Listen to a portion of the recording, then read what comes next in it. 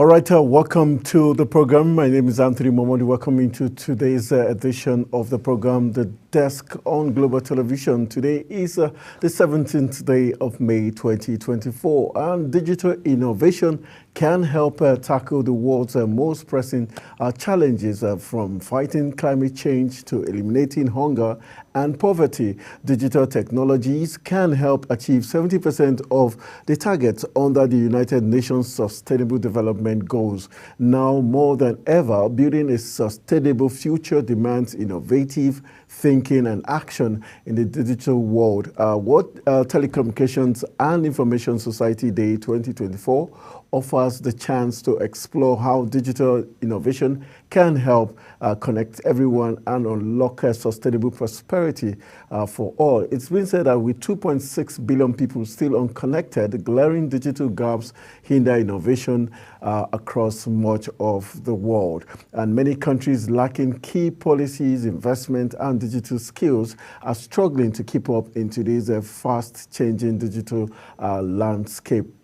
That's how I make you welcome to today's edition of the program, The Desk, as we celebrate the World Telecommunication and Information Society Day, which is celebrated every 17th May 2024. Is today's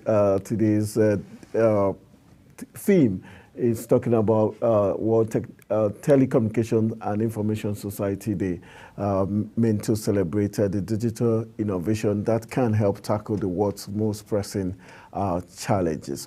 All right, that's just the way to welcome you to today's edition of the program. The Desk will be looking at very interesting talking points on today's edition. We'll be looking at issues concerning from student loan portal, where government has fixed a date to open the portal finally. We'll also be taking you to the Kogi Tribunal, where Kogi APC East converge behind closed doors to, vote of confidence on incumbent governor, talking about Usman Ododo. We'll also be looking at regional terrorism as President Tinubu plans a strategy with President Faye of Senegal on the ways to tackle the terrorism, which has held the Sahel region hostage for some years now. We'll also be looking at Wike conferring Abuja citizenship on President Faye. Big questions. Some public affairs analysts believe that that was going too far to do that, but we'll be looking at what that means. Also, we'll be looking at the mining sector, where we're looking at mining control. The Minister for Mines and Steel Development, they're talking about the person of Adele Alake, has urged governors to apply for mining licenses. And we'll also be taking to Edo State, where the Edo Ondo polls is in the news, with INEC warning against incumbency abuse. Is that possible to stop? Is one of the talking points we'll be looking at. And also we'll be taking to Rivers, where the PDP wants the stranded 27 lawmakers that they are not changing their standpoint anytime soon. So we'll be looking at what that means and other very interesting talking points. These are all the things we'll be looking at on today's edition of the program, The Desk. All right, my guests, I'll be having two guests. One of them will be joining us hopefully live here in the person of Comrade Nadozie Onwubiko, who is the ED of Riwa. Hopefully will be joining us in the live studios. Also, we'll be having Ajanaku, Arms-Free Ajanaku, who is a media and civil society expert, will be joining us via Zoom to lend his voice as regards one of these talking points. All right, Arms-Free, good evening. Thank you for joining us via Zoom. Good evening, Anthony. Good to be with you.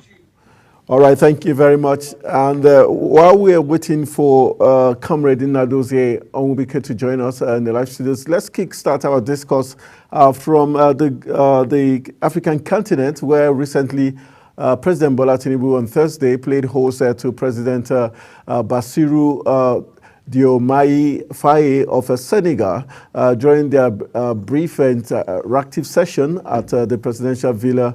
Tinubu said an alignment of purpose and structure in the West African region would effectively address the challenges confronting the region. According to the president, West Africa must work together to defeat the Hydra-headed problems of terrorism, banditry, human trafficking, and poverty.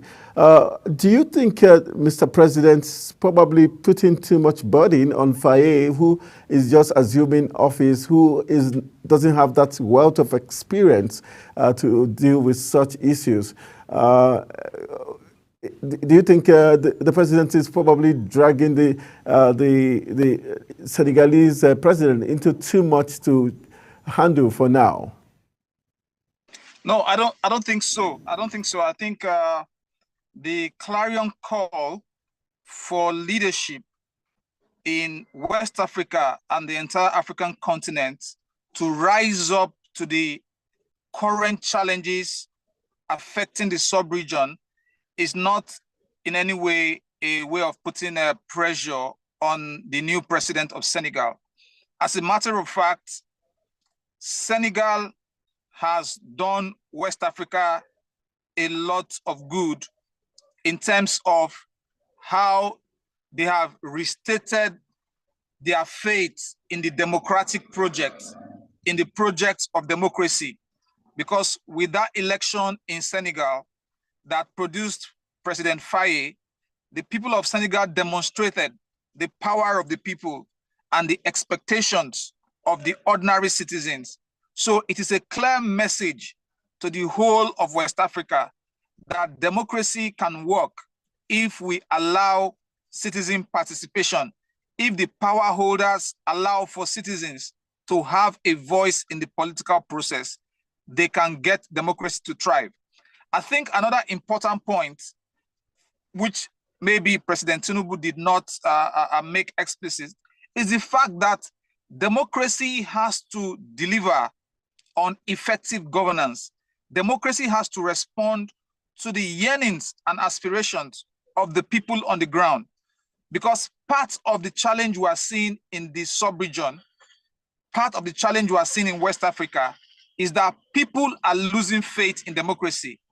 In countries like Niger, countries like Mali, Burkina Faso, where you've had military interregnum, what has happened is that the people welcome the military in some of those cases because they no longer believe that the democratic project is working for them.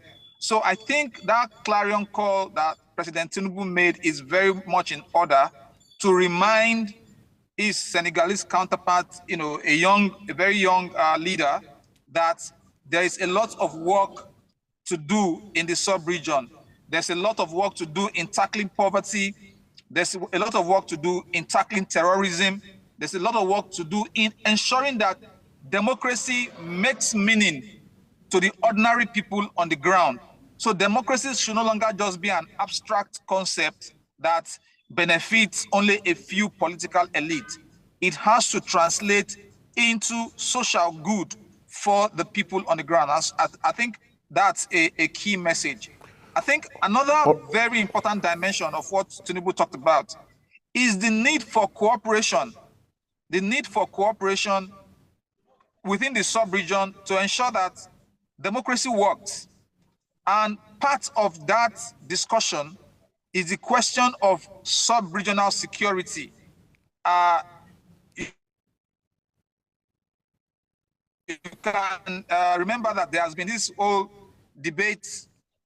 There has been this whole debate around whether the United States military base should be sited in Nigeria and all of that. The key question that arises is that Nigerians, West Africans are in the best position to address the security challenges affecting them. So all of this whole discussion where external forces, hegemonic forces want to come and take over the security architecture or take over spaces within sovereign territories is not a very healthy development. So probably those are more detailed conversations that the Nigerian president would have with his Senegalese counterpart in terms of how all these countries can come together and join hands to Oh, ensure all the right. security in the sub-region and so on. All right. We know that in the conversation the president had with the Senegalese president, Faye did assure President Tinubu that he would be going back to Burkina Faso, Niger, and Mali to see how to speak with them to return back into the fold, talking about the ECOWAS bloc. Do you think he's likely to succeed in this mission of getting back these three or four West African countries back into the ECOWAS fold because of his age? Or what makes you think he's going to succeed? Or is it because he's francophone? Yes, the francophone factor is an important factor. But beyond that is what I think is the overarching interest of the countries in West Africa. I mean, the policy of good neighborliness is one which every country will want to imbibe. And Nigeria has actually shown the way in terms of how it has tried to maintain good relations. You can't have somebody right, in your backyard, you are sharing the same sub-regional space, and you don't want to be on good terms. So it's quite unfortunate that during the issues, when all of those issues around military intervention came up, from the Nigerian side, I think there was too much haste to take the issue towards the use of force, deployment of force, and all of those discussions. I think that is part of what really strained the relationship.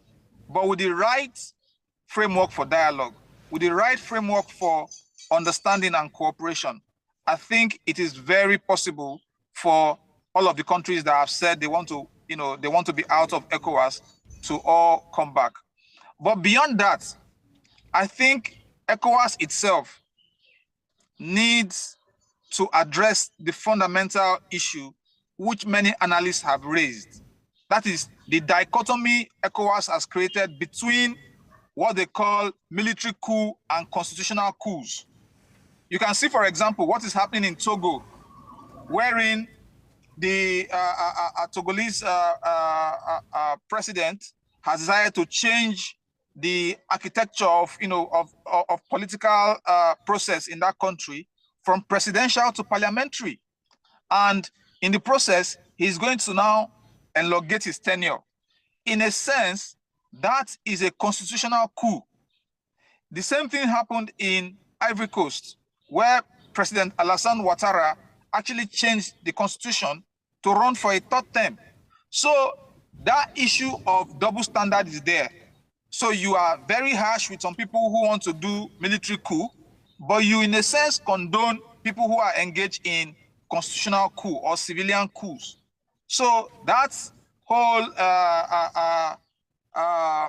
the lack of a unified response to some of these things is also an issue that would have to be tackled so that everybody is on the same page and there's no double standard. There's no situation in which ECOWAS applies one rule for some countries and applies a different rule. Any action that subverts democracy, that subverts the constitutional order, and subverts the will of the people, it should stand condemned across the board. Not that in Ivory Coast you say, okay, it's a civilian process that would bring about tenure elongation, then you condone it, and then you now come and condemn another group of people who try to do something similar through the military route. So I feel this is something ECOWAS should deal with going forward, so that when eventually everybody comes back into the fold, everybody has a common understanding of how democracy and governance should be across the sub-region. All right. Before we exit from the talking point that concerns President Faye of Senegal, let's look at the fact that the FCT Minister, Nelson Wike, did confer the Abuja citizenship on him as a mark of respect and friendship and cordial relationship between Nigeria and Senegal. To some public analysts, they feel that was too hasty for a young man who is just getting into power, and being his first visit, they would have allowed him a year in office to see if he can even deliver the goods before hastily, conferring him such an important, citizenship. Yes, so I feel the analysts who have criticized that decision, they have a lot of very valid points. But of course, in international relations, in diplomatic relations, there are cultural dimensions. International relations is not just about state-to-state relations. International politics is not just about one country relating with another country, or maybe multilateral diplomacy and all of those. There are also cultural dimensions. So if the objective of awarding that citizenship is to build friendship between Nigeria and Senegal in a way that fosters some of the existing ties, then we can argue that it is well within the prerogative of the minister to do that. Because in a sense, if you are able to build friendship, you smoothing the ground for some of the other hard issues that would come. So this is how international relations work, cultural relations. Abuja is perhaps one of the fastest growing cities in West Africa, that you would need some cross-border relations to do a number of things. If, for example, Abuja wants to host, some things, they may need the support of Dakar. They may, there are different dimensions you can look at it from. But overall, I think that conferment of honorary citizenship is also a mark of recognition of the monumental political achievements that Faye, recorded. Faye and his coalition of young people in Senegal to be able to reset democracy. So that is an achievement on its own. So probably, but is that not ironical? The fact that the same people who are recognizing him and conferring him such honor, on the flip side, they are not allowing that kind of achievement to be, to be done right here in their backyard. Absolutely, absolutely. This is a very, very important point you have raised, which is why the young people of Nigeria, the Fayes in Nigeria, should now begin to engage the political process. They should now begin to engage the political process and call out the power holders who are not allowing the young people to have the level playing field to participate in politics. So this, for me, is not about condemning, the fact that they have recognized President Faye in that way. This should now also be like a clarion call to say, let the same conditions that allowed Faye to thrive in Senegal also be available in Nigeria. So Nigerian youth can do that without necessarily condemning, what the FCT minister has done. They can now start insisting on their right to political participation. They're not too young to run. Not too young to run provision that has now come to stay. How are the younger politicians going to take advantage of that? How are they going to work in a way that they are not only serving as special assistant, social media warriors for these politicians? They, in their own right, can now come out into the political arena and canvass for votes and also try to occupy offices, in Nigeria. So this is what, the opportunity that this opportunity creates. And in fact, they can reference what the government has done now to say, you recognized a 44-year-old that came here, yet you don't give a chance to people who are of the same age bracket in the same demographic. So it's an opportunity for engagement. And I believe that the younger politicians and the younger activists should grab the opportunity and make very good use of it. All right. Well said there. Let's move on to the next talking point. Let's move on to Kogi State, where the talking point tells us that the Kogi State All Progressive Congress stakeholders have passed a vote of confidence on Governor Ahmed Ododo of Kogi, appealing for an audience with him towards strengthening the party. The stakeholders said this at a media chat with journalists in Abuja, saying the interface was to provide feedback and seek for direction on ways forward.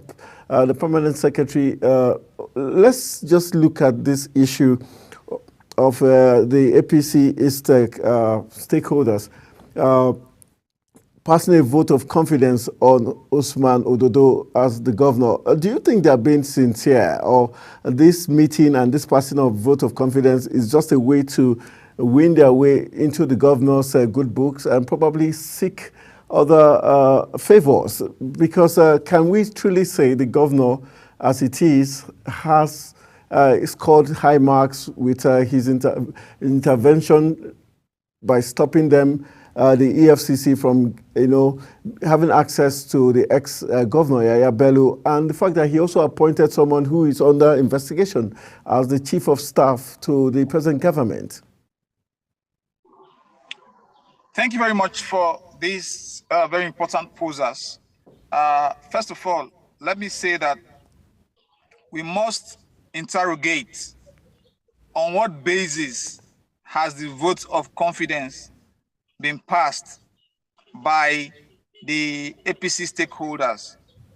Apparently, you know that Nigerian politics, or politics in Nigeria, is driven more by patronage, driven more by considerations that do not have anything to do with the wishes and aspirations of the people or the express mandate of the people. So a lot of times you have this motley group of praise singers and sycophants. They just come together and then pretend like, oh, they are the ones that know it all about what governance is all about within a particular enclave. Now, there was a recent story which was making the round about how the Ododo Governor Ododo in Kogi State put out a list of achievements. He put out a list of achievements, within the time he has been in office and all of that. And lo and behold, some of the achievements included that he met with fellow governors, so those things really did not inspire confidence that anything substantial and anything valuable is going on in terms of the governance of the state. Because if a governor is beginning to say, oh, he met with these people, that's his achievement that he's reporting, then you know that, okay, governance is really not going on. So the people who are saying they are passing a vote of confidence, what is their objective basis for doing that? We must ask questions. What is their objective basis for doing that? The people who are in a best position to say whether the governor has, done well in terms of the discharge of his mandate, in terms of the responsibilities of his office, they are the ordinary citizens of Kogi State. Those are the most critical stakeholders who can say if the governor has performed or not. So I don't think we should give too much value when partisan characters, people who have partisan affiliation, come out to say that they are giving a scorecard. Of course, they will want to skew the narrative to show that, oh, their party is doing well and everything is all fantastic. But the views of the citizens, the perspective of the citizens may be entirely different. And so we must be mindful of that and not just allow political considerations to dominate our assessment of how well governance is going or not. All right, let's moving on to the next talking point. Let's look at the issue raised by the INEC chairman, where ahead of the governorship elections in Edo and Ondo states, the chairman of the Independent National Electoral Commission, Professor Mahmood Yakubu, has cautioned against the abuse of incumbency power. Yakubu noted that a situation where a ruling party denies opposition access to campaign spaces often resulted in breach of peace. He appealed for security protection for both the personnel and materials that INEC would be deploying for the upcoming elections. Meanwhile, the Edo State governorship election, which is scheduled for September 21st, 2024, while Ondo State election will be held in November 16, 2024. We know that currently continuous voter registration in both states will run simultaneously. What's your take as regards the INEC chairman's plea, and is this plea likely to fall on deaf ears? I think you are spot on, Anthony, to already presuppose that this plea will fall on deaf ears, because I would say that, yes, it's important for the INEC chair, Professor Mahmood Yakubu, to give that morally sound advice. But we all know that our breed of politicians are not people who are interested in morality. In fact, they will tell you straight, point blank, that politics is not about morality. In fact, I know a politician who said power is not served a la carte in a restaurant. You have to grab it, you have to run with it, and so on and so forth. So a set of politicians that has that mindset that you should do anything possible to grab power, to take power, is not the kind of politician you will be telling, oh, please don't abuse the power of incumbency. Yes, there's a place for moral suasion. There's a place for advising, for preaching. But there's also a place for enforcing the extant laws of the country. In fact, there are campaign finance regulations. What is INEC doing in that direction? There are campaign finance thresholds, which are all right there in the electoral acts of the country. What is INEC doing about that? So while we can applaud the INEC chairman for trying to ask them to play by the rules and not deploy the power of incumbency, we know they are going to deploy the power of incumbency. We know political parties will buy votes. We know political parties will spread fake news. They will engage in using disinformation to deceive voters before, during, and after the elections. We know that these have been the tactics that they have been using all through the electoral process, which is why our electoral process is now alienating voters, because people cannot see that freedom to participate in the process. And because they don't see themselves as valuable participants in the process, many of them would want to sit back at home. But we have always said that sitting back is not the solution. You still have to come out to get your voice heard. So we welcome that admonition from the INEC chairman, but we do hope that beyond the admonition, INEC will begin to put in place the framework to enforce the laws of the land. The provisions on campaign financing have to be enforced. The provision that even says that political parties must submit an audited report of their activities during after the elections, they should be also be able to enforce that. That is the only way you can stop people from abusing the power of incumbency. All right. Just to ask, The INEC chairman did underscore the responsibility of security agencies to ensure the enforcement of law throughout the election period, stressing the importance of a peaceful and orderly process. Do you think the security agencies are well equipped to carry out this responsibility and are not likely to have been compromised or will be compromised in the process of them carrying out their responsibility? Or do you think INEC is shifting the responsibility to the security agencies? I think the security agencies will do their bits. Security agencies will do their bits. They have a responsibility. They are constitutionally empowered, and they are working with INEC. So you have the Interagency Consultative Committee on Election Security. All of these institutions, the Interagency Consultative Committee has different institutions, whether you say civil defense, you say they all meet with INEC in those places. So with the right mindset, with the right elections planning framework, with the right logistics planning framework, all of these issues should not come. But you see, let's not always go away with this impression that problems that should be solved at the level of society, we fail to solve them, and we now drag security agencies come and solve the problem that we have failed to solve in society. That is a misnomer, and that is a very, an approach that does not produce results, that will only result in blame game and all of that.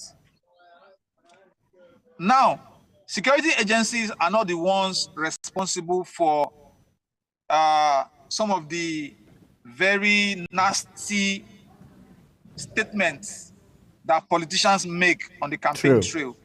True. Statements that overheat the polity, statements that incite their supporters to violence.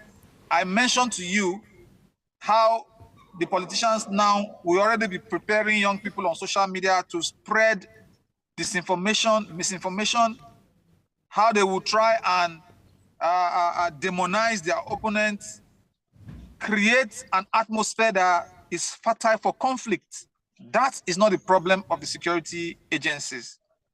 That is a problem of the actors in the political space doing things that will undermine peace. And we should be able to address that. Yes, I agree that security agencies can come in where somebody runs foul of the law. But when you look at inter-human relations, the human relations within society, if those relations are not right, you are already creating the atmosphere for the violence that the INEC chairman is talking about. And we must, we must address that by ensuring, number one, we have a comprehensive approach to educating and enlightening the voters, the party supporters on their roles and their responsibilities. And also to make them know that when they run foul of the law, they will be brought before the law and the law will be enforced. So some of that conversation is not happening within civil society. Where I say civil society, that's within society as a whole. So when we fail to handle those responsibilities, we now want security agencies to come and solve all the problems. It becomes a challenge. It's the same view I have on this whole issue of state police. So people are coming away with the impression now that, the moment every state has their own police, then all our security issues are gone. Crime is not caused by police. So more police will not reduce crime. What causes crime is inequality. What causes crime is disenchantment of citizens, their alienation from governance. That is part of what causes crime. So put police on every street. If you continue to have bad governance, crime will never reduce. So the question of state police still comes back to the question of how do we govern ourselves as a society. All right, well said. Let's move on. Let's go into Rivers, where the Rivers crisis is seem never ending. The PDP now is talking finally as the People's Democratic Party, PDP had declared that nothing will make it change its position on the vacation of seats by the former members of the Rivers State House of Assembly who defected from the party to the All Progressive Congress, APC. The main opposition political party also clarified that it was not under any pressure from any quarters to compromise its position in court. The party said it had already made it clear as possible that the lawmakers, 27 lawmakers, were no longer members of the Rivers State House of Assembly from December 11th, 2023. That was the exact date when the lawmakers, numbering about 27, publicly announced their defection from the PDP to APC. And the PDP's reaction followed a report in the section of the social media which claimed that they were plots to compromise the PDP position and provide unattainable lifeline to the lawmakers to return to their seats. Let's look at what is playing out now. It looks like we're seeing some little bit of change of narrative and positioning. It looks like right now the PDP at the national level is now speaking out and insisting that the 27 lawmakers have lost their seat. From your own perspective, especially knowing that the Constitution 109G supports this claim, do you think we're beginning to see the end to the crisis in Rivers State? Yeah, well, whether that is the end to the crisis, it's debatable because, of course, you know that every side of this political crisis is digging its heels in, trying as much as possible to get the advantage. But the important thing that has come out of the political crisis in Rivers State in the last few days is the fact that there have been court pronouncements, there have been court decisions. And if we say we're in a democracy where one of the glue, one of the anchors of the democratic process is the rule of law, then you would expect that all the actors will be able to play, and adhere to the rule of law. But of course, we are not seeing that happening. And I think PDP's position in terms of canvassing the rule of law to say, based on constitutional provision, that the lawmakers who defected have lost their seats, it's a very important point to make. It's a very crucial point to make. But are they making that point just from a partisan angle?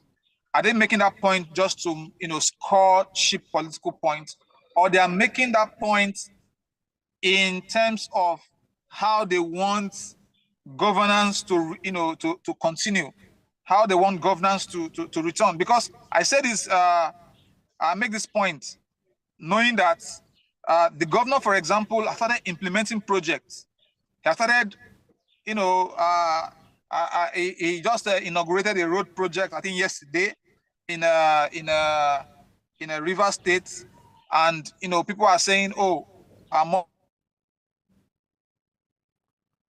All right, I think we lost him there due to some technical issues. Hopefully, we'll have him rejoin us as we reach the business end of the program. Let's just to intimate you on other talking points we will be looking at before we go for a quick break. Let's just let you know that the Senate has asked President Bola Tinubu to convene a national dialogue to deliberate on full autonomy for local governments in the country. It said the dialogue should involve the governors, state legislators, local government officials, civil society organizations, community leaders, and others.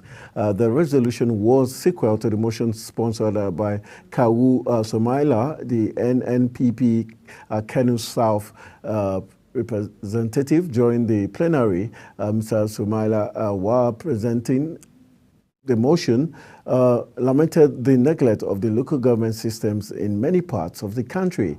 He accused state governors of attempting to frustrate the establishment establishment of the autonomy of the local government. Somalia therefore prayed the Senate to call on President Tinubu to be the forefront of encouraging state governors to ensure local government autonomy in their respective states. So that's one of the talking points we'll be looking at after this quick break. Stay with us.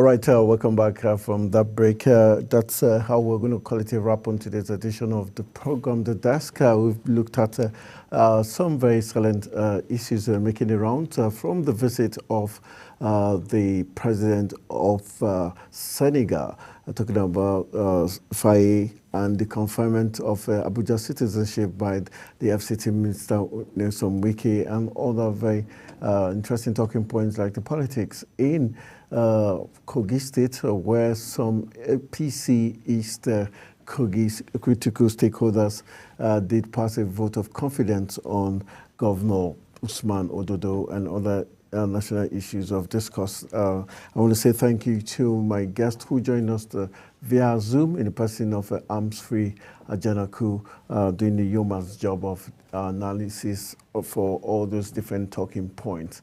My name is Anthony Momodu saying thank you for joining me on The Desk. Let's do this again next week.